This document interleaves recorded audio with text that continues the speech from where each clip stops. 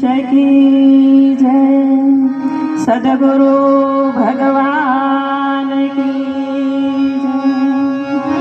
भागवत भगवान की जय।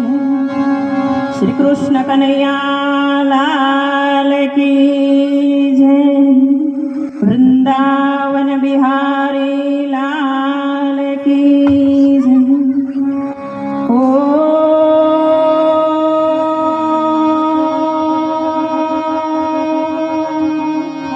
नमः पार्वती पते हर हर महादेव।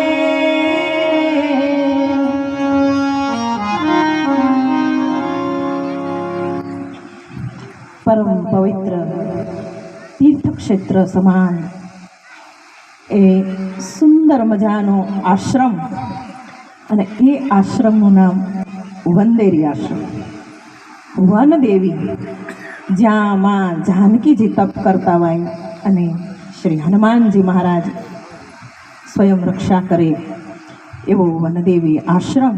એમાં પરમ વંદનીય મારા સ્નેહી કે મિત્ર જે કહું તે સરયુદાસ માતાજી, સરયુદાસ બાપુ यहाँ બિરાજતા અને આજ પણ બિરાજે છે. જ્યાં જોઈએ ત્યાં બાપુના દર્શન થાય, ગુરુ મહારાજના દર્શન થાય.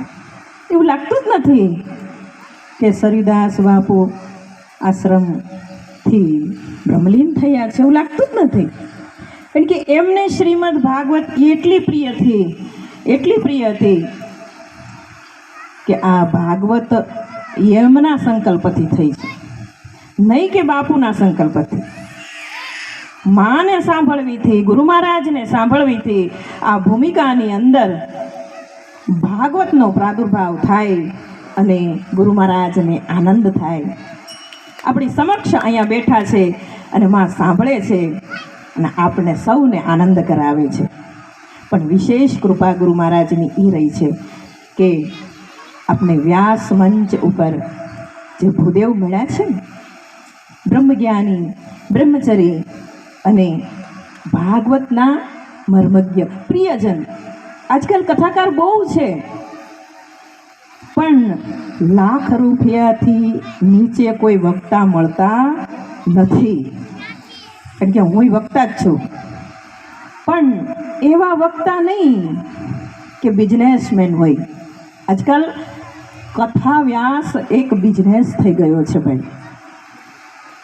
પણ આજે અમારે મહાદેવ દાદાને એવું નથી કે માં મને કથા કરવાનો શોખ છે, મને કથા ગાવાનો મોહ છે, ભાવ છે. ભાગવત પ્રત્યે જેને ભાવ થઈ જાય, મોહ થઈ જાય, એને કથા ન હોય ને તો ચેન ના પડે. જેમ વ્યસનવાળાને ચા ન મળે, બીડી સિગારેટના વ્યસની હોય ને એ પણ ના મળે તો બેચેન ફરતા હોય, એમ સત્સંગ ન મળે ને, કથા ન મળે ને તો એ સત્સંગીને, ભક્તને, પ્રિયજનને એ વસ્તુ વગર ગમતું નથી હોતું.